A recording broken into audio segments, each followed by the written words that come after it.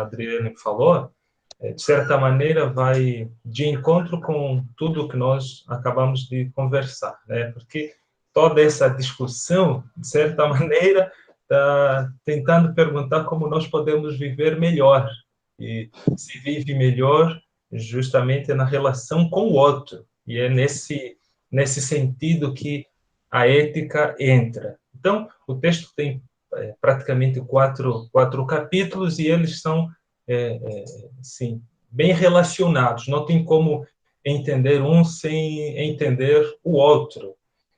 E a autora, então, faz essa divisão. Primeiro, então, ela vai trabalhar um pouquinho sobre a ética. E eu fiz aqui um resumo para a minha apresentação, que é o seguinte: as crises éticas e morais, elas são recorrentes na história humana, né? Em um momento, por exemplo, como esse que nós vivemos, vários dilemas morais podem ser levantados. Na verdade, quase toda tentativa de se resolver os problemas advindos dessa crise da pandemia acabam, de alguma forma, tendo um fundo moral. Então, na falta, por exemplo, de uma articulação apropriada, de uma relação, digamos assim, humana, a gente não consegue resolver certos problemas. Por exemplo, quando começou essa questão da pandemia, a crise da pandemia, vários dilemas morais foram levantados. Um deles, por exemplo, seria se colapsasse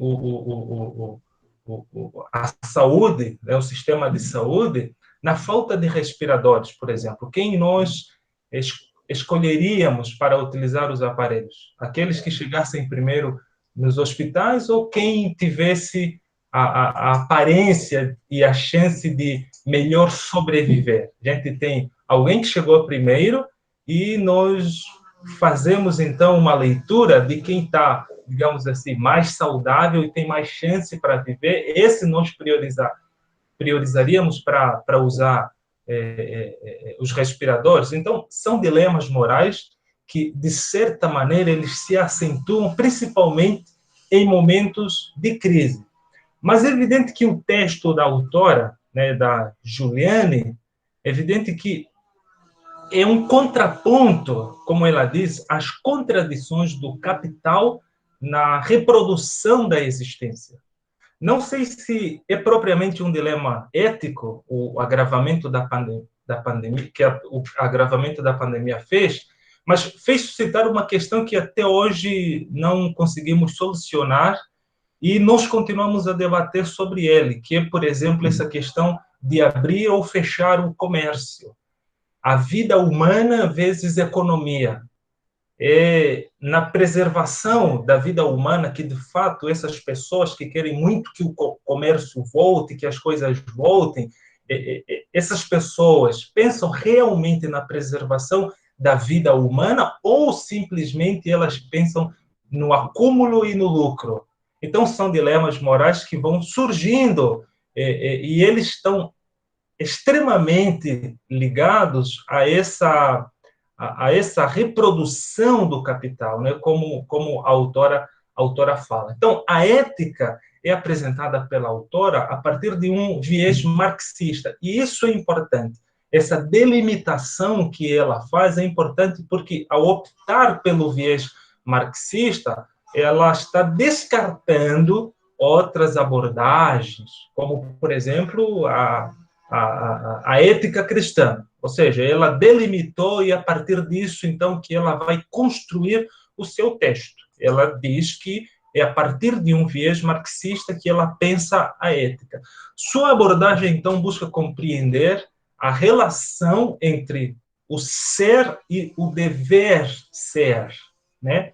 Eu tenho chegado, assim, à conclusão que a ética e a moral são muito mais bem compreendidas a partir dos seus dilemas, ou seja, dos dilemas que são levantados, do que propriamente a partir de suas definições. Mas como as definições são importantes, então a autora define a ética a partir de sua etimologia, ao dizer que ethos, do grego, designa os costumes constituídos em uma comunidade pela sua tradição, bem como o comportamento do indivíduo, seu caráter desenvolvido no interior dessa comunidade. E diz aqui, nós, que tem o mesmo significado. Tem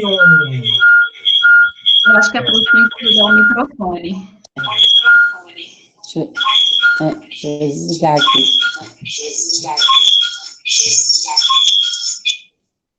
Ok. Gente, se vocês tiverem acontecido, estiver sendo muito claro, vocês podem falar, né? Então, antes mesmo que alguém pergunte a diferença entre ética e moral, a autora já responde. Ela vai dizer que são análogos, né? A ética seria uma reflexão filosófica sobre a moral, e a moral seria os costumes, os hábitos, os comportamentos dos seres humanos, as regras de comportamento adotados pelas comunidades.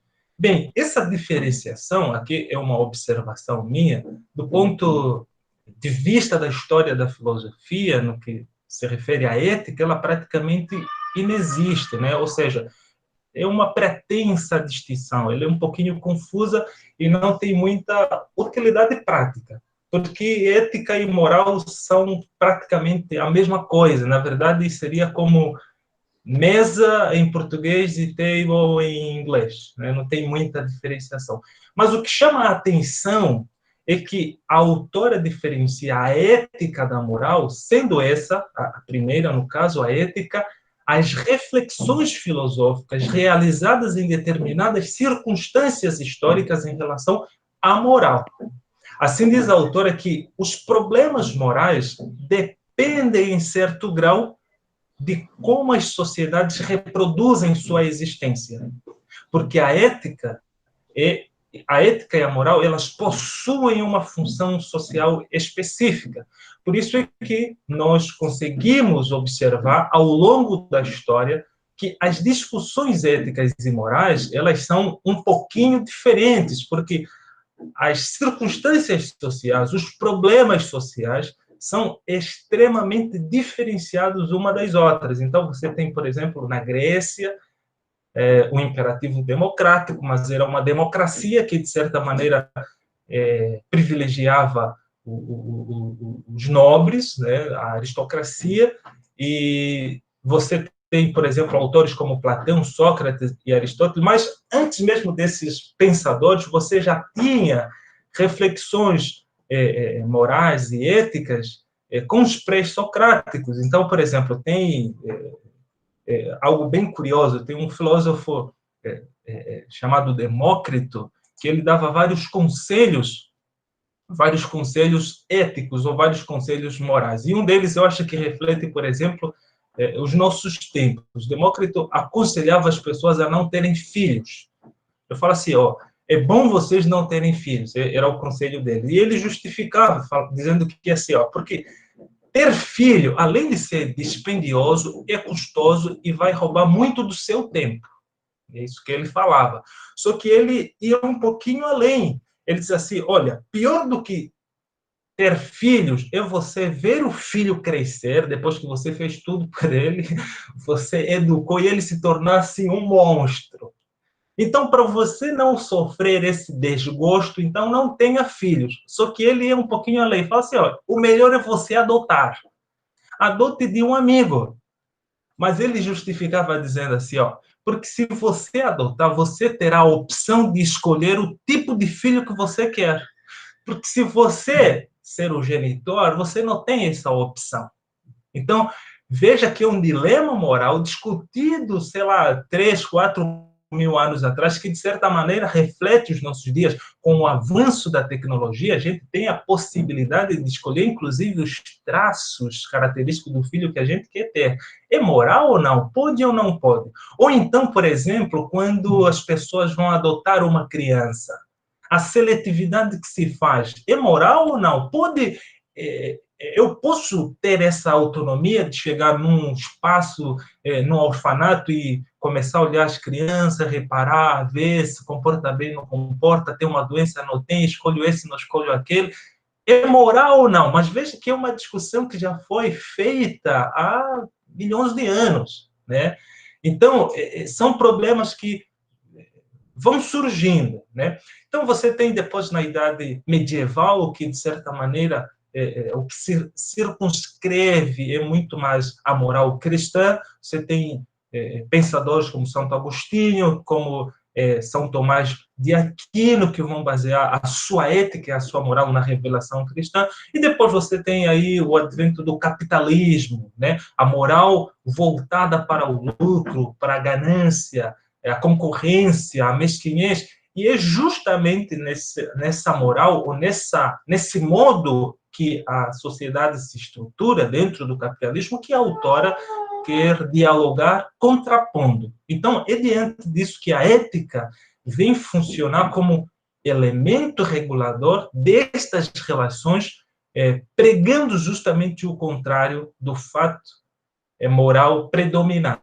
Então, a moral é um elemento existente no comportamento humano em todas as formações sociais. Costume, conforme o ser humano desenvolve, diz a autora, suas capacidades propriamente humanas, e o indivíduo amplia sua autonomia em relação à comunidade onde vive, e é possibilitado também o desenvolvimento de uma autonomia moral, ou seja, amplia-se tanto o discernimento para escolher entre as alternativas existentes nas circunstâncias onde vive, com a responsabilidade que é atribuída à sua ação de cunho moral. Então, ao longo da história, o ser humano, diz a autora, progrediu em suas relações, porém, esse progresso esteve carregado de contradições. E uma das contradições que ela aponta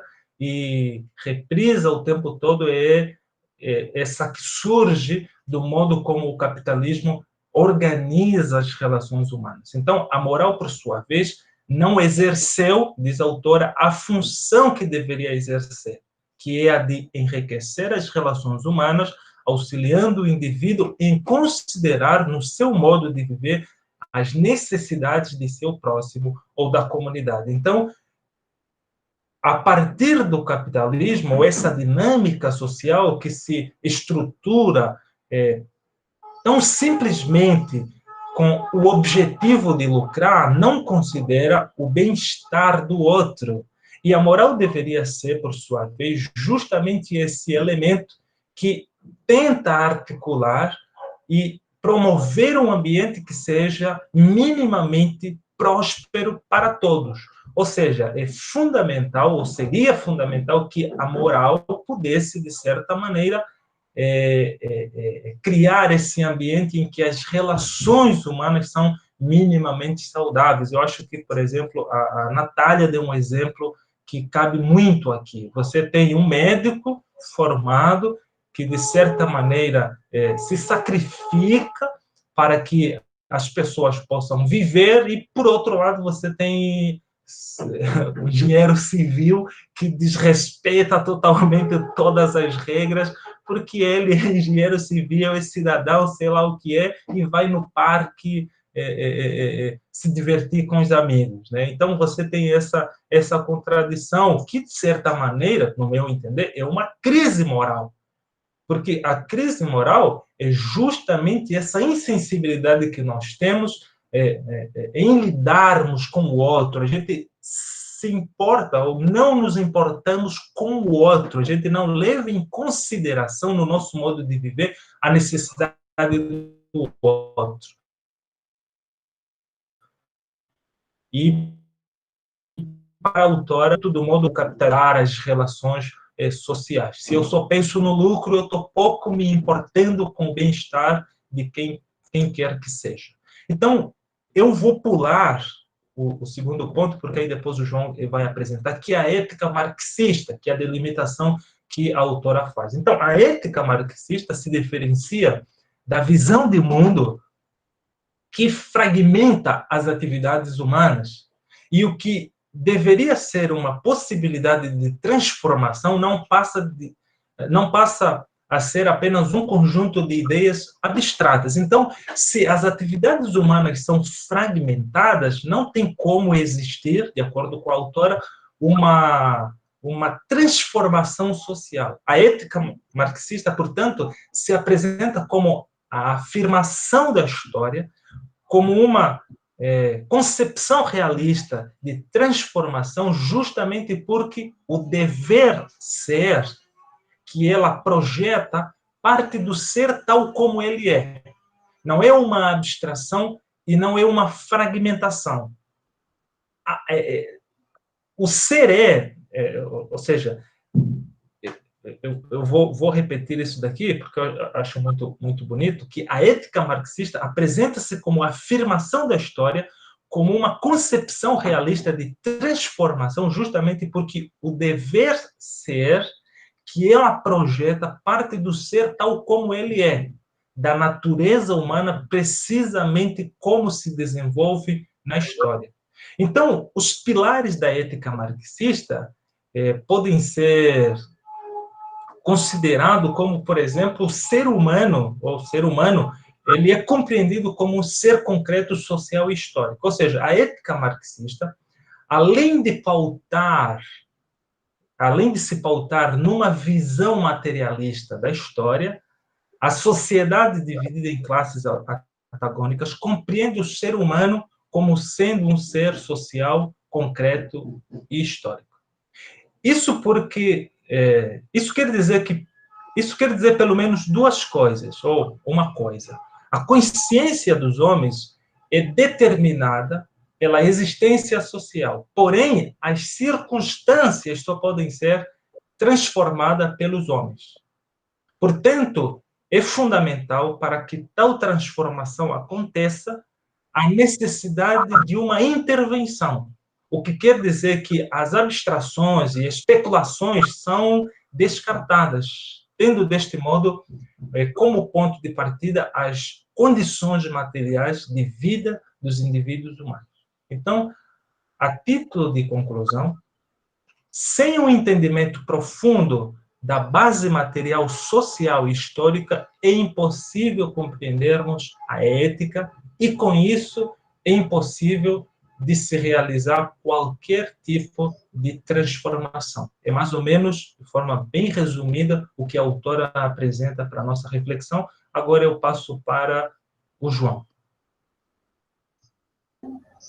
Martinho, antes de passar para o João, você pode falar daquele exemplo que você falou na aula lá do curso de pedagogia?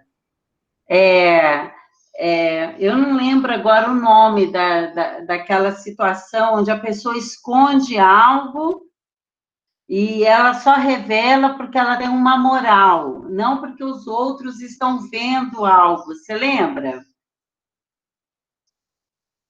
É que dentro da filosofia você tem a história do pastor, né, que encontra um pequeno anel. Na verdade, a história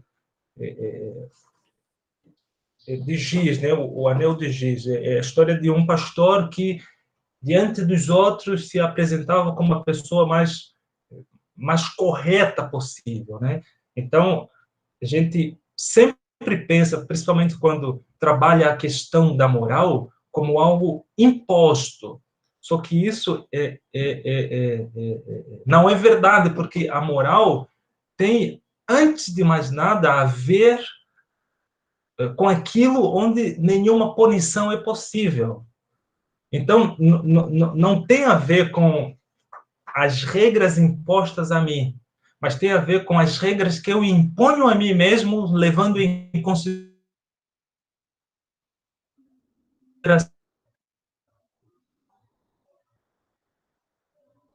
Martinho deu uma travada.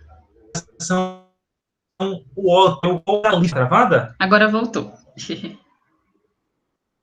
Voltou? Ok. Então, fazer essa diferenciação, porque a moral não tem a ver com punição, não tem a ver com uma tentativa de reprimir os meus instintos sexuais, seja lá o que for, mas tem a ver com esse conjunto de regras que eu imponho a mim mesmo, evidentemente levando em consideração sempre o outro, porque tem sempre uma relação. Então, acho que foi Platão, na República, se eu não estiver enganado, que conta essa história, que é o anel de giz, de um pastor que na vila, eu estou resumindo, evidentemente, né? Não dá para falar ele de forma mais detalhada, mas é um pastor que ele aparenta ser o cara, moralmente falando, né? Esteticamente falando. As pessoas olhavam para ele e falavam, nossa, que gente boa, que pessoa bacana, que homem, que pastor, ou seja lá o que for, que bispo, que apóstolo, que presidente.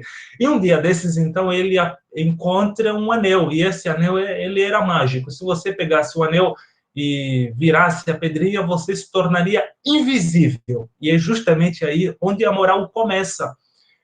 No sentido de que a moral começa onde nenhum holofote está voltado para mim, onde nenhum olho está voltando para mim. Aí é que a gente consegue compreender quem de fato é moral e quem não é. Porque o contrário disso é mais polidez, é mais uma tentativa de tentar aparecer bem na fita. Aí o que acontece? Esse pastor, depois que pega esse anel e vê que está invisível, ele é seduzido por esse poder, e a primeira coisa que ele faz, então, é invadir o palácio, matar o rei, seduzir a rainha e governar totalitariamente sobre o povo. Então, nesse sentido, a gente não tem moral, a gente tem um imoral, porque a moral tem a ver primeiramente comigo. Ou seja, é aquilo que eu sou, independente do olhar do outro. Eu sou correto, eu sou honesto, independente se o outro está olhando para mim. Eu poderia dar um exemplo, talvez mais simples. Você está na fila do mercado, de repente você deixa cair a sua carteira. A gente tem pelo menos 3 possibilidades. Eu apanho a sua carteira e devolvo, eu apanho a sua carteira, guardo para mim, ou realmente eu devolvo ela. Mas Travou de novo, Martinho.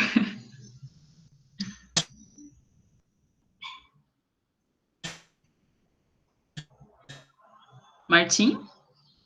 veja, Martinho? ok, voltou agora, né? O último exemplo a gente Oi, não voltou? ouviu. É quando a pessoa apanha a carteira e não. E ela pode até entregar, mas. Eu, eu apanho a carteira, eu posso devolver ou guardar para mim. Mas veja, nesse ato de devolução, eu devolvo por 2 motivos. Um, devolvo por um desinteresse, porque o correto a ser feito. Eu devolvo, ponto. Mas eu posso também devolver para aparecer bem na fita, para você olhar para mim e falar assim, nossa, que gente bacana, que gente boa. Veja, eu não estou sendo moral, na verdade eu quero ser exaltado. Bem, então não tem a ver com moralidade. Ou eu posso ser imoral, literalmente, e guardar a carteira para mim, que seria um incorreto a ser feito. É que normalmente é o que mais se faz, né? Mas, assim, resumindo, eu acho que seria isso daí. Não sei se o exemplo ficou claro, mas é isso. Prof. Ótimo, Martinho, obrigada. Ótimo. Que bom. Todos me ouvem? Sim, João. Então tá bom, pessoal. O Martinho, um total de 0 defeitos com essa explicação dele, ficou muito claro, né, pessoal? E seguindo o texto, então, posteriormente a essas elaborações conceituais que a autora traz sobre ética e moral, ela traça também a concepção de homem e de sociedade. E já no início, ali nas primeiras linhas, ela traça a concepção marxista de homem, né, que compreende o homem como um ser que se faz historicamente a partir do suprimento de suas necessidades básicas de sobrevivência, que ocorre por meio do trabalho. Então, o homem, ele se constitui historicamente através da sua ação sobre a natureza, né? É essa ação sobre a natureza, né, de forma consciente, que é o trabalho.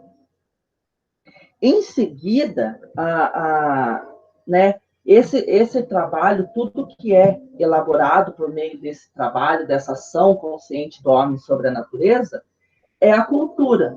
Então, nós vamos ter aí elementos materiais e elementos imateriais. Nos elementos materiais, a gente pode pensar em inúmeros exemplos, objetos, tudo mais. Nos elementos imateriais, nós temos pensamentos, ideias, reflexões, né? E é essa característica, né?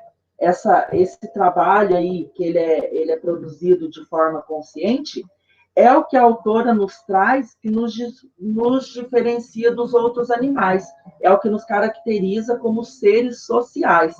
Ela aponta, assim, que, diferentemente de outros animais que reproduzem a sua existência unicamente por sua capacidade genética, o ser humano constitui-se como ser social, como ser que, além de estabelecer a sua natureza física e biológica, desenvolve sobre essa natureza a sua forma humana, podendo, por meio desta, intervir na realidade, dando a ela novos atributos. Então, essa ação consciente do homem sobre a natureza, ela não é uma ação instintiva, né, como nos outros animais. Ela é pensada, ela é elaborada. E à medida que vai se produzindo a cultura... Alguém falou alguma coisa? Então, tá, pessoal. Então, à medida que essa cultura vai sendo elaborada, né, que nós vamos nos configurando como seres sociais e produzindo cultura, essa cultura, ela precisa ser passada, ela precisa ser transmitida às novas gerações, para que sirva de base, para que essas novas gerações, né, produzam mais cultura, não apenas recebam aquela cultura e parem ali. E a autora ela já vai falar que essa aquisição, essa incorporação, né, dessa cultura produzida pelo gênero humano, ela não é, sim, uma simples absorção subjetiva do conhecimento. Ela é, na verdade, uma síntese de tudo que foi elaborado pelo conjunto dos homens ao longo dos tempos, né? E essa aquisição, ela vai interferir daí na questão das objetivações humanas. Essa elaboração histórica dos sujeitos, né, que ela é transmitida às novas gerações, eles vão objetivar de diferentes... os sujeitos, eles vão objetivar, eles vão fazer uma síntese dessa cultura, e a partir dessa síntese, eles vão exprimir o que eles tiraram dessa cultura, que são as objetivações. De que forma eles vão, né, colocar em prática, eles vão abstrair, eles vão mediar toda aquela cultura frente à realidade, tá? E daí, a gente pensando nisso, tem um microfone dando interferência. Aí. Diante disso, daí a autora também já traz para a discussão, ela traz, né, ela faz um paralelo daí com a situação do capitalismo, com a divisão social do trabalho, porque o capitalismo e essa divisão que ele trouxe, eles acarretaram numa alienação. E essa alienação, ela influencia totalmente na cultura, totalmente na concepção de homem, totalmente na sociedade. Por que ela influencia? Porque enquanto nós temos uma visão do todo, enquanto nós tínhamos uma visão do todo, o capitalismo e a divisão social de classes, ela fragmentou essa totalidade. Ela fragmentou essa totalidade de forma que o homem, ele não olha mais igualmente para o outro, para o seu outro. Então, isso daí ela vai tratar posteriormente, mas eu, de antemão, vou trazer alguns pontos. Por exemplo, a divisão social do trabalho, ela fragmentou o acesso do homem à totalidade dos bens produzidos, vamos dizer assim, e ela trouxe também essa ideia de que um homem é superior ao outro.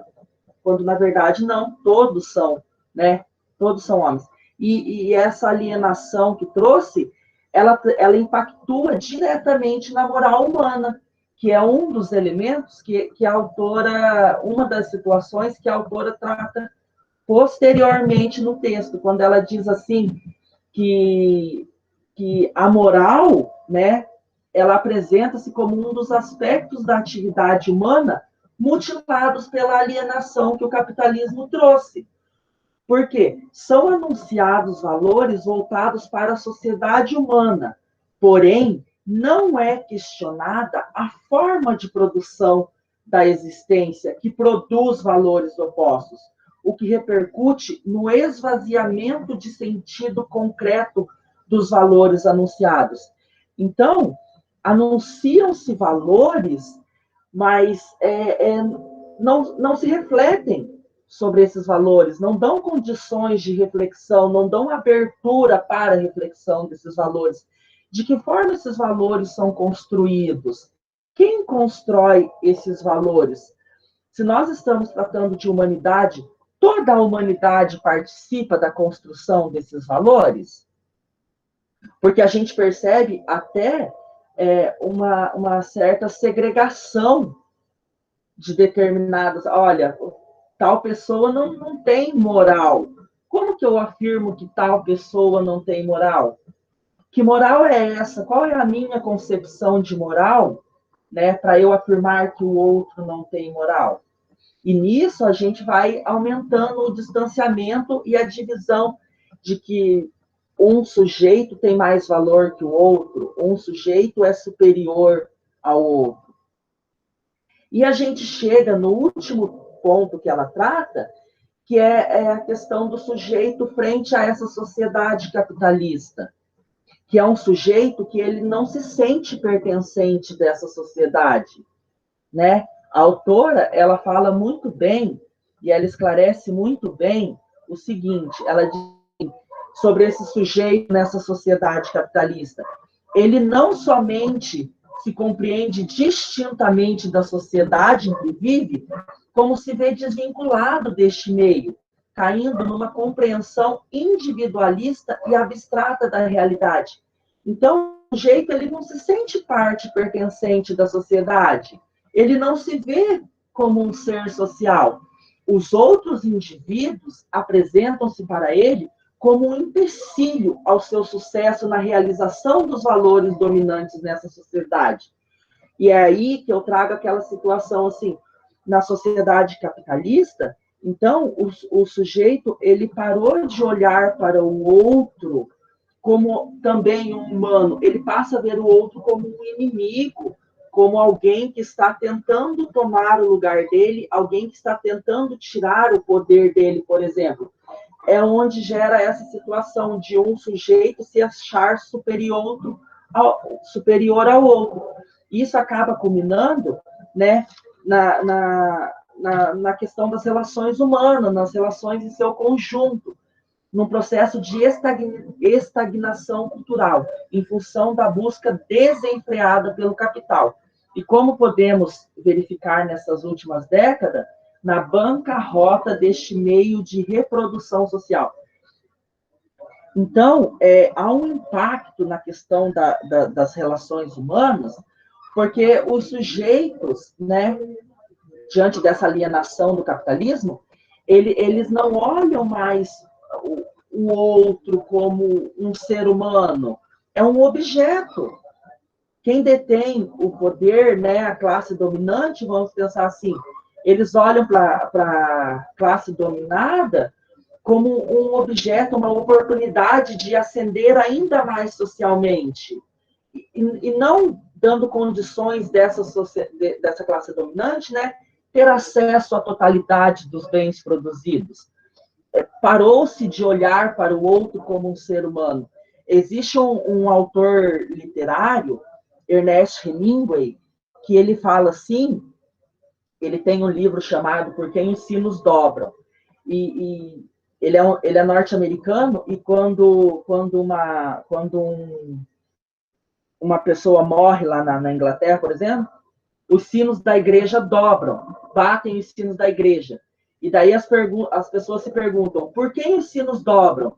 E ele diz assim, que os sinos, eles dobram por todos, porque nós somos a humanidade. Então, quando uma pessoa morre, nós, enquanto uma totalidade, nós, enquanto humanidade, nós também perdemos, né? Nós perdemos um pedaço da nossa humanidade. Então, é isso que o capitalismo fez. O capitalismo tirou de nós essa visão da humanidade, essa visão da totalidade, tá? Pessoal, eu acho...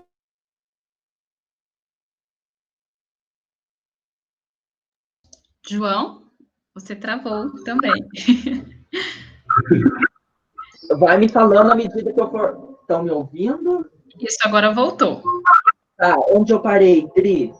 Você falou que você estava, tipo, encerrando, assim, eu acho que é isso, aí travou. Então, o que eu tinha preparado para vocês em relação a essa parte do texto foi isso. Eu encerro a minha fala aqui, estou aberto a algumas contribuições, perguntas, tá? João, você trouxe questões muito importantes, né? Por exemplo, quando a gente olha para o universo da humanidade e começa a identificar os melhores ou os piores, nós estamos numa concepção darwinista, né? E aí, meu filho é biólogo, né? Então, eu conheço alguns biólogos e eles ficam bravos quando eu critico o Darwin. Mas eu não estou criticando o Darwin. O problema foi que a gente pegou o Darwin e trouxe para as ciências humanas. Assim, na verdade, o Darwin estava na dele ali, ele estava discutindo a questão da seleção natural. Mas nós, lá na Idade Moderna, principalmente o positivismo, trouxe o Darwin para poder, de certa forma, argumentar. Então, nesse darwinismo, é isso que você falou. Aquela pessoa que não consegue se adequar, ela está fora, porque ela não vai conseguir sobreviver diante daquilo. E, ao mesmo tempo, você falou da questão daquele outro sujeito que se coloca como uma coisa. Isso é o Kozik, que ele vai dizer que nós, dentro de uma teoria marxista, nós estamos cosificando as pessoas. E nós estamos mesmo. É muito bárbaro o que nós estamos fazendo. As pessoas são coisas. Nós não temos mais uma essência, nós somos coisa. E essas coisas, elas podem ser jogadas fora. E pode, de alguma forma, ser trocada por outro sujeito, outro indivíduo. Então, o que o João trouxe, o que o Martinho acabou levantando sobre a questão da moral, tem tudo a ver. A pergunta é, quem é esse sujeito no contexto da sociedade contemporânea? Nós podemos explicar esse sujeito numa perspectiva darwinista, numa perspectiva de Kozik, ou numa perspectiva de Bauman, ou seja, quem é esse sujeito hoje, na sociedade do século XX, né? Que eu acho que até o final do ano ainda aparece dinossauro no século XX. Eu estou esperando os dinossauros, porque aconteceu de tudo. Mas quem é esse sujeito, gente, do século XX? Como que a gente explica? Quem é essa figura hoje, pós-pandemia, ou mesmo na pandemia? Quem é esse sujeito? Bom tema de pesquisa aí, hein, prof? Eu estou esperando os dinossauros, eu acho que já foi. Não, verdade, é complicado tudo isso. E dando continuidade, né, à nossa apresentação, eu fiquei com o último tópico, e daí a gente pergunta, né, e a escola, né? Onde se encontra a educação escolar nesse meio, né, para pensar a moral, para pensar a ética? Eu acho que todos nós, a maioria que são profissionais da educação, já atuantes ou que já atuaram, né, ou que vão atuar, futuramente. Eu acho que essas reflexões, elas são muito importantes para a gente pensar a nossa vivência em sociedade e a nossa atuação pedagógica, né? Qual é o nosso papel? Quais são as nossas ações sendo desenvolvidas e quais são as nossas esperanças, né? Diante de tudo isso que está acontecendo. E o subtítulo que é o próximo, que é o último também que a gente vem trazer, é Elementos para a Formação Moral Escolar a Favor da Emancipação Humana, né? E logo de início ela já coloca, né, que a organização em torno de um fim revolucionário não pode ocorrer pela atividade gerada por um conjunto de indivíduos manipulados, por uma vanguarda ou por um representante detentor dessa verdade, mas pela força constituída pelos indivíduos cientes da sua situação, a ponto de não mais tolerarem. Então, é exatamente isso que a gente está fazendo, a partir do momento em que a gente tem ciência dessa prisão que a gente vive, dessa opressão que a gente tem condições de pensar novas formas de viver, né? Afinal, a gente é histórico, a gente é social, e só nós temos o poder de mudar, né, a sociedade, justamente porque somos históricos.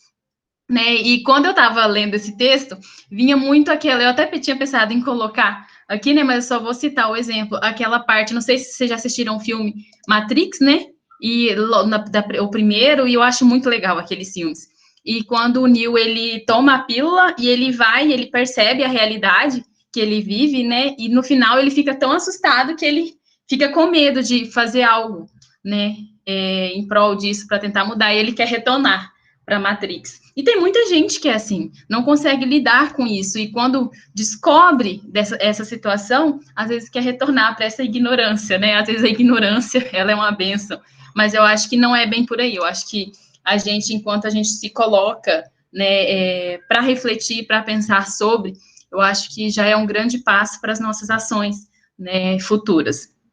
Né, e a educação, ela é, nessa perspectiva marxista, ela é como o principal meio de uma luta revolucionária, segundo a autora, né, então, assim, mas a gente tem que tomar muito cuidado com essas falas, porque, às vezes, a gente coloca um peso muito grande na escola, um peso muito grande nos professores, como se a gente fosse resolver todos os problemas do mundo, né, e eu acho que não é bem por aí, e a gente tem que estar ciente, muito ciente disso, para tirar um pouco dessa carga que a gente carrega, que a gente vai resolver todos os problemas. Não, a gente não vai, né? Mas a gente é um degrau bem avançado para pensar ações que possam, sim, resolver muitos problemas, né? Eu acho que, pelo menos na minha opinião, é mais ou menos por aí. Eu acho que a escola, ela não vai resolver todos os problemas do mundo, mas sem ela, eu acho que é pior, mas ela tem essa capacidade, por meio dessa transmissão dos conhecimentos científicos, por meio dessa transmissão crítica, né, da sociedade, ela tem essa capacidade imensa de pensar uma nova sociedade, né, uma sociedade que a gente vem dizendo mais humana, né, mais solidária, que eu acho que a base de tudo é isso, é você ter empatia pelo outro, solidariedade, eu esqueci o nome o contrário de individualismo aqui, coletividade, eu lembrei agora, coletividade, né, e continuando as nossas discussões, pensar na escola, né, e como os conhecimentos historicamente são adquiridos, são transformados e mediados, porque é nela que a gente faz esse processo, né, é por meio da escola que a gente transmite esses conhecimentos, no sentido de mediar, no sentido de trazer aquilo que foi historicamente elaborado para passar para as novas gerações, que é segundo essa perspectiva marxista, né? E a escola na sociedade capitalista, né? Como que essa escola ela é entendida, né? Como que ela é compreendida? Na sociedade capitalista, a burguesia atribui à escola a função dominante de reprodução ideológica, com a finalidade de manter a sua hegemonia. E é exatamente isso, eu acho que eu acho não, né? A escola, ela foi criada para isso, para a classe trabalhadora, né? Para manter os filhos na escola, para os pais poderem trabalhar. Então, mas só que aí ela perpassa, né? Agora a gente já tem essa visão crítica da função social da escola e ela perpassa essa função. E ela tem essa possibilidade revolucionária de mudar a nossa sociedade, né? Mas não é tão simples assim, porque se fosse, a gente já teria conseguido, né, fazer essas mudanças. Continuando. E essa imagem, ela me lembra muito, né, aquela educação bancária de Paulo Freire, né, que daí as crianças vêm com o mundo para dentro da escola e a gente vai moldando, a gente vai, né, tipo a escola dos tempos modernos, e a gente vai adequando para algumas necessidades, né, porque uma crítica que a autora, ela faz muito, que a escola, ela não é só para preparação para o trabalho, né, a gente sabe que a LDB, ela prevê isso, que a escola, sim, ela tem, né, a formação, ela prepara para o exercício do trabalho, né, mas ela não é só isso. E um exemplo disso é nós, né, nós não apenas trabalhamos, mas refletimos sobre a sociedade, propomos novas ações para pensar um mundo melhor para todos. E daí ela fala um pouco sobre essas possibilidades de mudança, né? No entanto, para atingir esse fim, a burguesia também necessita levar os indivíduos da classe trabalhadora a se apropriarem, mesmo que minimamente, da linguagem escrita, dos conhecimentos historicamente constituídos em suas mais diversas áreas. Assim, à medida que esse indivíduo se apropria dos elementos do gênero humano, eles têm a possibilidade de uma compreensão mais ampla da realidade e o questionamento sobre a sua situação em que vive na classe social em que estão inseridos, que é aquilo que logo no início ela fala, que a gente só tem a possibilidade de modificar quando eu tomo consciência daquilo que sou, daquilo que eu vivo, né? Então, essa parte eu achei muito interessante, né? Que por mais que a escola, sim, é reprodutora de muitas desigualdades, ela é reprodutora de muita violência também, de repressão dos corpos, como o professor falou logo no início da fala, né, dele, mas também eu acho que ela tem muita coisa boa, e ela dá essa possibilidade, a partir dos conhecimentos historicamente adquiridos, para a gente tomar consciência do nosso lugar na sociedade, e isso tem a possibilidade de transformar, né, quando a gente toma consciência e quer fazer isso, né, a gente tem essa possibilidade.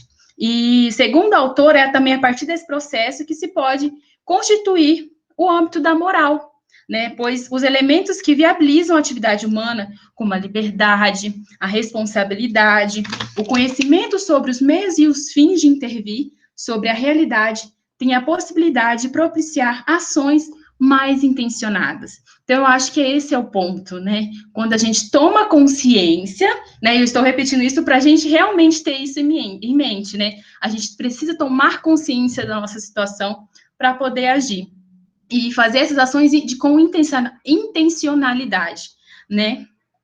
E daí vem o questionamento, né? Mas é simples assim? Não, né? Não é tão simples assim. A pessoa conscientizada tem uma compreensão diferente da história e de seu papel. Recusa acomodar-se, mobilizar-se, organizar-se para mudar o mundo. Eu amo Paulo Freire, então, assim, ele fez muita parte da minha formação na região norte, a gente tem ele como base dos nossos estudos, então, assim, sempre que eu posso, eu insiro alguma coisa dele, e eu acho que vem bem ao encontro do que a gente está falando, porque é aquilo, não basta conhecer as circunstâncias, mas, nas palavras de Gramsci, né, é necessário conhecê-las e saber utilizá-las, querer utilizá-las. Então, eu acho que o ponto é aí, eu até aumentei, a gente precisa querer mudar, né, a gente precisa querer fazer algo, né, para mudar, igual, por exemplo, a gente, enquanto estudante de mestrado, enquanto estudante de doutorado, a gente brinca, né, mas por que você vai fazer mestrado, doutorado? Para ter um título para ganhar mais. Não, né, porque senão a gente não escolheria os nossos termos de pesquisa, senão a gente não escolheria aquilo que nos instiga, né, claro que no processo passa por mudanças, porque a gente também pensa muito amplo ainda, né, a gente não tem essa noção de pesquisa ainda, mas igual eu amo estudar gênero, é algo que me instiga, é algo que está na minha família, que mexe muito comigo, porque eu venho de uma família de várias mulheres, né, só tem meu pai de homem na minha família, então, assim, eu quero pensar numa sociedade melhor para as minhas irmãs, onde elas podem decidir sobre suas vidas, né? Então, eu acho que aí está o querer utilizá-las, né? Eu acho que se encontra nessa fala, principalmente. Ai, eu vou ficando nervosa, eu vou falando muito rápido, desculpa. Enfim, só teremos essa possibilidade de escolha quando se tem acesso a esses conhecimentos elaborados. Tomamos consciência dessa contradição, que é a realidade, né? Assim como as repercussões disso na vida das pessoas e o seu caráter sociohistórico. né? A partir dessa constatação de que apenas as pessoas, os seres humanos, homens e mulheres da sociedade, podem transformar a história, bem como potencial educativo, de formação intelectual, além da própria articulação com os valores que contribuem na tomada de decisão diante da realidade. Sempre lembrando que esses valores, eles são pautados numa ética, né, numa moral consciente, né, que não exclui as pessoas. Então, isso é muito importante de destacar. E um ponto muito importante que ela fala é que a educação, ela nunca deve ser entendida de forma neutra. A educação não tem neutralidade, assim como qualquer questão nossa, né? Assim como qualquer decisão, né? A formação escolar, nessa perspectiva, nunca deve ser encarada apenas como preparatória ao mercado de trabalho, que é aquilo que eu já disse, né? Reproduzindo a realidade capitalista, excludente, mas como meio de humanização, que repercute numa formação moral concreta, que se realiza a partir das nossas relações. Por isso, devemos sempre estar atentos a esse acervo cultural que é socializado na escola. Então, olha a questão, enquanto nós, professores, gestores, coordenadores pedagógicos, né, estamos desenvolvendo uma prática revolucionária? Eu estou questionando. Né? Estamos apenas reproduzindo preconceitos, estereótipos, exclusões, né? Demarcando os lugares de cada um na sociedade, das mulheres brancas, dos homens brancos, das mulheres negras, dos homens negros, né? Da indígena, da mulher trans, do homem trans, do patrão, do empregado. Qual está sendo a nossa função na sociedade? O que a gente está falando com as nossas crianças? Não, quando você crescer, você vai trabalhar no mercado, porque você vai ser um empregado. Não, você que é negro, não, você jamais pode ser advogado. Então, assim, são alguns exemplos muito simples para a gente pensar que as nossas falas e as nossas ações dizem muito sobre sobre aquilo que a gente pensa da sociedade, né? E a autora destaca que as tidas principais áreas do saber que abrange o acervo cultural é a língua materna, a matemática, as ciências naturais e as ciências sociais, que tem sido tão criticada, como a gente falou. Então, eu acho que o texto, ele entrou perfeitamente naquilo que vocês trouxeram no início. Ele se encaixou como uma luva, né, que veio trazer para a gente pensar. E aí eu lembrei da arte, né, só uma dúvida, eu fiquei, a arte, ela entra nessas ciências sociais, né, porque essa pandemia, ela tem mostrado como que não conseguimos viver sem arte. A arte, ela é aquilo que movimenta as nossas emoções. Então, eu acho que ela é essencial, né, nesses conhecimentos historicamente acumulados. E já estou concluindo, gente. Mas não podemos tomar de modo ingênuo todo esse processo, né? Pois se fosse tão simples, já teríamos resolvido. Precisamos estar atentos e perceber que há projetos de sociedade para desenvolver a escola e precisamos assumir um lado nessa luta, pois o nosso silêncio, o nosso voto em pessoas que desvalorizam a escola, a nossa tida neutralidade é a escolha de permanecer do lado do opressor. Então, isso tem que estar muito claro. A gente não é neutro em nenhum momento. Assim como disse Dom Pedro Casaldália, eu vou trazer um exemplo da Igreja Católica, que é um bispo fantástico. Na dúvida, fique ao lado dos pobres. Então, assim, eu acho que eu cheguei a arrepiar. Quando eu estudei esse texto, mexeu muito comigo, né? Eu acho que até me emocionei um pouco, porque é exatamente isso que a gente está vivendo. Né, eu concluo a minha fala e eu trago, eu procuro muito a questão da arte para a gente pensar, e eu trouxe uma música, né, que ela é antiga, mas ela é muito legal para a gente pensar esse momento. Eu acho que dá tempo de passar, que ela é bem, bem rapidinha, né, que o refrão dela é assim: vamos refletir para revolucionar, mostrar que o amanhã não é distante, para ver tudo mudar. O Ezinho ficou errado aqui, mas eu vou compartilhar com vocês essa música, que eu acho que é essencial a gente ouvir um pouquinho para animar os nossos ânimos. Eu acho que vai encerrar com chave de ouro, né, a nossa reflexão. Só um minutinho que eu vou compartilhar com vocês e já vou abrir para o nosso debate, tá? Só um pouquinho.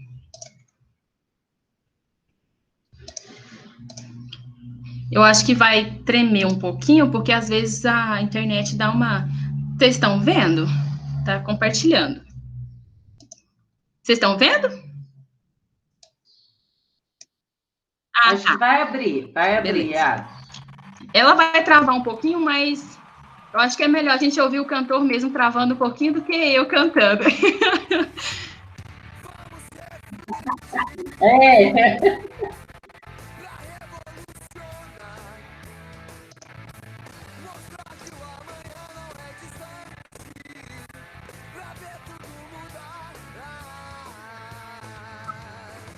Não falo isso da boca pra fora, não falo isso por intuição, mas eu preciso te passar essa mensagem, porque uma voz está gritando no meu coração, abolindo todo preconceito, nos libertaremos dessa escravidão, e nem que leve mais de 1 milênio, vou mostrar que preto e branco também são irmãos. Vamos refletir pra revolucionar, mostrar que o amanhã não é distante, pra ver tudo mudar.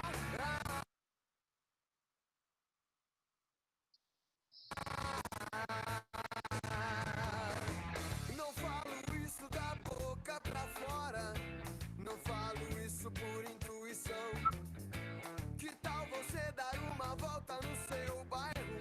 Mas se for rico é só ligar sua televisão. Vai se ligar na tal da violência, que por enquanto é uma parada sem solução. Vai ver que tudo é pura demência. O governo é pra elite, não para o povão. Vamos refletir pra revolucionar,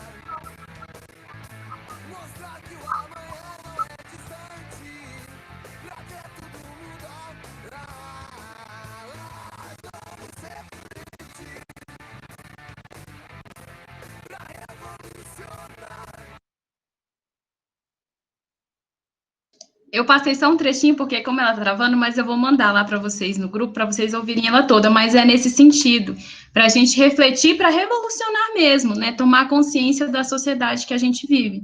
Então, assim, a gente encerra a nossa apresentação, eu espero que vocês tenham gostado, né, esse texto mexeu muito com a gente, e eu acho que veio muito para complementar todas as nossas angústias que a gente está vivendo. Eu quero parabenizar a Adriele, João e Martinho, né? Trouxeram contribuições assim significativas em relação ao texto. Ou seja, acho que vocês foram além do texto, porque várias questões que vocês trouxeram foram além do texto, o que possibilitou aqui para a gente pensar muito, né, em relação a tudo que vocês falaram. Quero dizer que são 3 pessoas que eu admiro muito, né? Admiro mesmo. Admiro como pessoa, como pesquisadores, assim, como seres humanos, né? E ainda bem que eu tive a oportunidade de encontrar vocês. Assim, são pessoas que... Tá aqui, ó. E aí a gente abre, gente. Alguém quer questionar alguma coisa, falar a respeito, ou de repente acrescentar o que eles apresentaram até o momento? Eu queria fazer uma propaganda, posso? Ai, meu Deus. Esse Rafael... À vontade, Rafa. Eu preciso fazer uma propaganda, gente. Preciso me autodivulgar, senão como é que eu faço? Né? Ele está difícil. Pessoas que me divulgam com algum... Rafael, mãe, minha esposa. Minha filha hoje está me divulgando também, mais ou menos, ultimamente. Mas eu queria divulgar a discussão que nós estamos fazendo no grupo na terça-feira, conversando sobre o Paulo Freire. Queria só aproveitar o embalo da discussão freiriana. Nós vamos para o 3º encontro agora. Tivemos uma discussão um pouco sobre os fundamentos ontológicos do Paulo Freire, fizemos uma discussão sobre a visão educativa dele na semana que passou agora, e na terça-feira nós vamos conversar sobre a questão do trabalho social, do papel do trabalhador social. Então vai ser na terça-feira, às 5 da tarde, quem puder estar, fica o convite, né? Nós vamos trabalhar em cima do capítulo 3 do livro Educação e Mudança. Tá? Então, uma propaganda não tão mercadológica. Não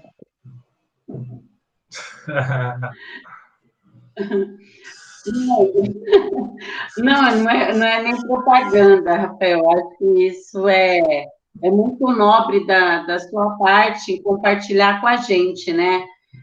Principalmente Paulo Freire. Eu acho que Paulo Freire, ele foi um dos teóricos mais atacados, assim, e que a gente pôde vivenciar aí da nossa situação toda. Gente, vocês estão me ouvindo? Estamos. Sim, prof. Eu perdi vocês. É que eu nem... Ah, tá, encontrei. Então, como você falou, Paulo Freire, ele foi um dos mais atacados diante de toda essa situação. E eu vejo que o que o Martinho, o Adriele, o João apresentaram foi exatamente isso, né, em relação a quem nós estamos, de certa forma, pensando, contextualizando, e aí eu até coloquei para vocês um slide que é uma citação do Leonardo Boff, é um dos caras que eu gosto muito também, que trabalha nessa perspectiva, onde ele diz assim: ler significa reler e compreender. Cada um lê com os olhos que tem. Interpreta a partir... Nossa, gente, agora ele sumiu. Eu estava lendo. Agora ele sumiu, sei lá. Tinha colocado aí, mas agora ele sumiu. Mas depois, se vocês puderem ler... agora eu perdi, eu não sei onde que ele está mais. Você mas colocou aqui o que o Leonardo Boff coloca... chat? Eu coloquei, agora, mas eu você quer não consigo mais encontrar. Você quer... É porque ele só veio um pedaço. Aí, você lê? Aqui, ó, o pedaço que tá aqui tá assim, ó. Ler significa reler e compreender. É isso, né? Cada um lê com os olhos que tem. É isso e mesmo. Interpreta a partir de onde os pés pisam. Todo ponto de vista é a vista de um ponto. Para entender como alguém lê, é necessário saber como são os seus olhos e qual a sua visão de mundo. Isso faz da leitura sempre uma releitura. A cabeça pensa a partir de onde os pés pisam. Para compreender, é essencial conhecer o lugar social de quem olha. Vale dizer como alguém vive, com quem convive, que experiências tem e em que trabalha. Aí não tem mais, só tem até esse pedaço. Não, e é isso mesmo, obrigada. Eu procurei aqui na internet, Denise, você quer que continue? Pode continuar, Nath, fazendo um favor. Que desejos alimenta, como assume os dramas da vida e da morte, e que esperanças o animam. Isso faz da compreensão sempre uma interpretação.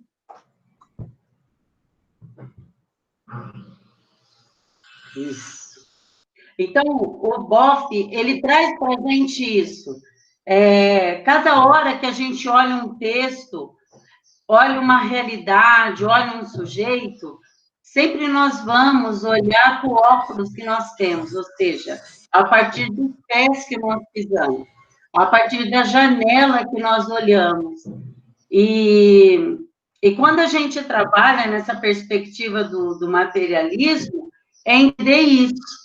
E os nossos olhos, eles precisam estar voltados a uma coletividade. Independente do que seja, independente se é aluno, independente se é professor, independente se é uma comunidade, mas a vida, né, e a humanidade, ela só consegue ser ressignificada a partir do momento que eu consigo olhar o outro como um sujeito social.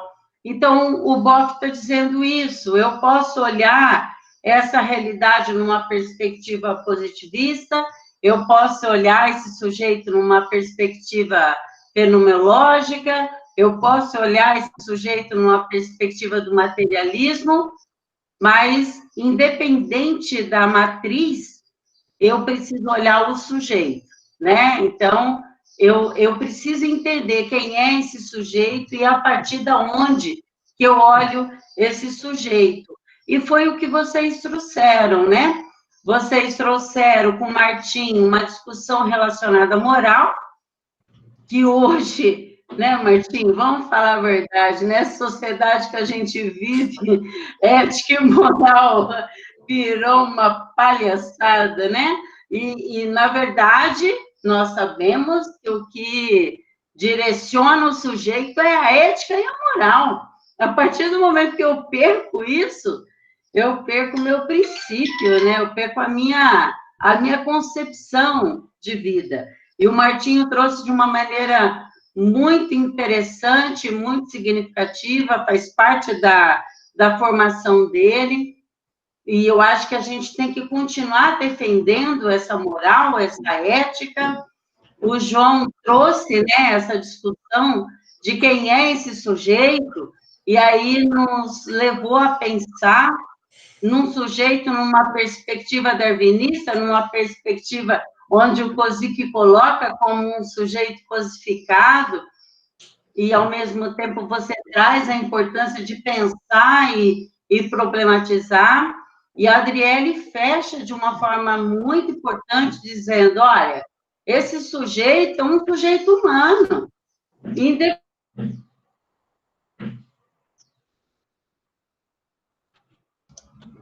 Prof, travou? Hoje nós estamos com várias interferências. Prof? Acho que travou a internet dela. Alguém gostaria de... Caiu. Eu depois queria ela fazer um Professor, comentário por favor. Uhum. que eu acho que é importante, ainda que é até uma chatice metodológica, né? Mas, assim, ainda que a gente faça uma correlação entre uma proposta freiriana e a proposta marxista, é importante também que a gente diferencie elementos aí. O próprio Paulo Freire se dizia atacado pelos marxistas, né? Ele dizia que ele é muito criticado, porque ele observava em alguns marxistas, digamos assim, uma postura de também objetificar as massas, digamos, né? Então, acho que é importante ressaltar isso, de que há um debate bastante interessante.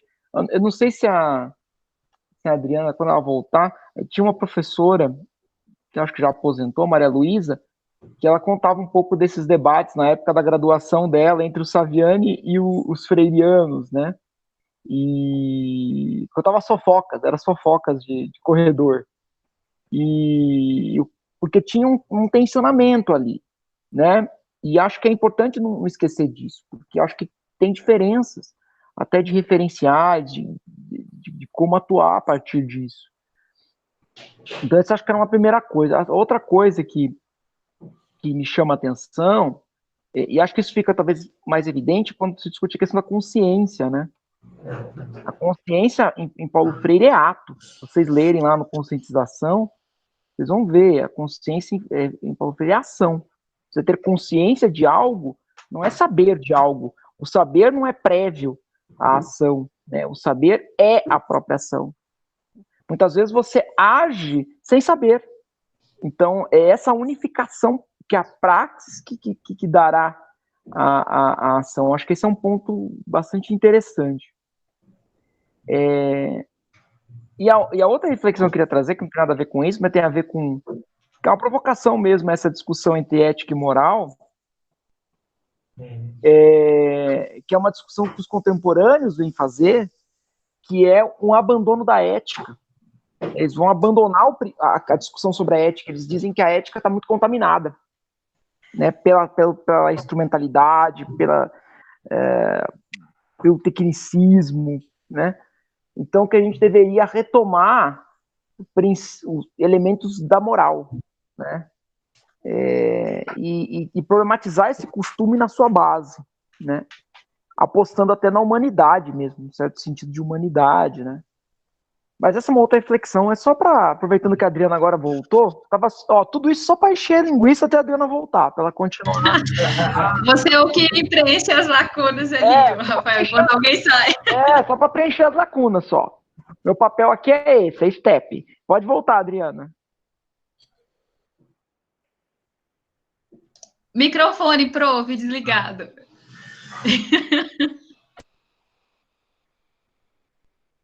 Não, olha, eu sou uma vergonha nesse ensino remoto, gente. Mas, assim, é só para provocar uma dinâmica. Eu saio e volto, assim, sabe? Aquela coisa, assim, a aula tem que ser dinâmica, então a reunião é dinâmica. Gente, alguém tem alguma pergunta, consideração, sugestão para falar a respeito da apresentação do Marcos? Aí, ó, perdi de novo, gente. Ai, meu Deus do céu. Será? Agora tem uma questão sobre o texto, mas é sobre o texto mesmo, tá? E eu lendo o texto, eu não sei se eu estava esperando uma outra coisa dele, mas é um incômodo, né? Talvez eu esperasse uma coisa meio... Eu tô aqui fora da... Aqui. Eu não sei se eu esperava uma coisa um pouco diferente do texto, meio Vasquez, assim, sabe? Meio Ética do Vasquez. Não sei se vocês já chegaram a ler. Ah, sim. Né? Uma coisa de uma análise histórica mesmo, tomar a questão da questão ética a partir de uma leitura materialista histórica, né? E não... Eu senti um pouco panfletário, sabe? Eu não gostei muito desse aspecto, assim. Mas eu entendo na verdade, eu entendo a lógica. Faz um resumão, né, professor? Ela de certa maneira, assim, o professor vê que o próprio texto, onde ela fala sobre ética e fala sobre a ética marxista, são menos de 2 laudas. Exatamente. Então, meio que ela resume, porque acho que o foco dela, na verdade, está no último capítulo, que foi esse que a Adrielen apresentou. Eu tentei resumir o texto mais ou menos da seguinte maneira: assim, por detrás de todo o processo pedagógico, você tem uma antropologia filosófica e todo ato educativo é um ato ético, no sentido de que eu estou construindo um ser humano, e com isso eu estou construindo uma sociedade. Então, eu tentei resumir mais ou menos nessa lógica, mas realmente a reflexão dela sobre ética, e também quando ela propõe a ética marxista, eu pensei realmente que ela ia trazer uma abordagem, assim, primeiramente mais histórica e mais contextual, mas ela deixa a desejar um pouquinho nesse quesito aí. Mas isso que você está falando, eu acho que, pelo menos ficou claro o que você fez, achei que tentou dar uma atenção a algo que ficou como um buraco ali no texto, né? Mas por que eu estou dizendo isso? Eu acho que você também tem essa preocupação. Porque senão a gente encara como uma solução para todos os problemas, né? E corre-se um certo risco de acreditar, bom, a saída está ali mesmo. Bom, vamos seguir por aqui, que todos os problemas estão aqui, como se fosse uma formuleta. E não é, quer dizer, como se... até porque a formação que se dá na escola, mesmo sendo uma formação, entre aspas, mercantilizada, ela tem uma ética ali. Ela tem um fundamento ético-político, né, que a gente tem que observar, porque isso, de alguma maneira, reitera o que já existe, né, ou amplifica o que já existe. Senão a gente acaba tratando como uma coisa muito finalista, né? Mas eu percebi isso, Martino, que você... Por isso que eu disse, prof, eu gosto muito mais de pensar a ética e a moral a partir dos seus problemas, né? Os seus dilemas morais. E quem faz muito bem isso é um filósofo americano, Michael Sandel, não sei se vocês conhecem, que ele escreveu um livro, Justiça, o que é fazer a coisa certa. E ele é genial, porque ele vai tentar resolver os problemas morais e éticos a partir de várias perspectivas. Então, ele vai pegar lá o utilitarismo e vai tentar mostrar como ele resolve tal problema moral. Vai pegar Kant, como ele resolve assim. Vai pegar Marx, como ele resolve. E a partir de toda essa reflexão, cada um vai chegando às suas conclusões, né? E hoje, quem tem debatido bastante também sobre ética, principalmente na área mais prática, é o Peter Singer, né? Que traz abordagens mais polêmicas, digamos. Mas, realmente, eu acho que o texto deixou um pouquinho a desejar no sentido de mais conteúdo e proposições mais claras. Mas eu acho que todo esse livro ele é mais uma explanação geral, né, do que para se aproximar à pedagogia histórico-crítica, né, porque eu acho que ele foi um livro construído também para comemorar, né, os 50, né, 50 anos, se eu não me engano. 30. 30. Eu aumentando aqui. Mas eu acho que o objetivo é mais ou menos esse mesmo, não, mas trazer uma explanação geral das propostas. Porque todos os textos, como a gente percebe, eles são curtos, eles trazem bem focalizado o que eles querem abordar, né, e não são tão difíceis de ler, né, a gente que já tem um pouco de conhecimento sobre, já consegue fazer uma reflexão, assim, sobre. Eu também percebi isso, porque quando se fala da questão da ética, na perspectiva do marxismo, sempre tem que relacionar Marx e Engels, né? Sim. Porque os dois acabam fazendo críticas em relação ao quê? Principalmente as teorias e as práticas religiosas, né? Ao modo de produção capitalista, e aí eles acabam tendo como parâmetro alguns aspectos. Primeiro, a ética, ela precisa estar relacionada, que eu entendo a concepção de homem como ser concreto, social, histórico, como eu percebo a ética relacionada à ontologia, e, ao mesmo tempo, a visão materialista da história e das determinações em relação às relações sociais, econômicas, principalmente.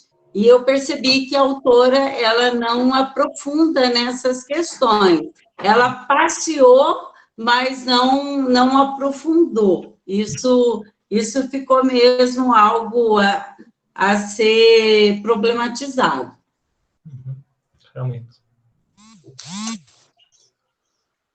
Mas, no mais, eu acho que foi bacana, né? A gente conseguiu dar conta aí das discussões em relação ao texto, e eu agradeço mais uma vez aí a mediação que vocês fizeram, por isso que eu falei que vocês trouxeram coisas além do texto, e eu acho que foi interessante para a gente problematizar esse momento que nós estamos vivenciando também.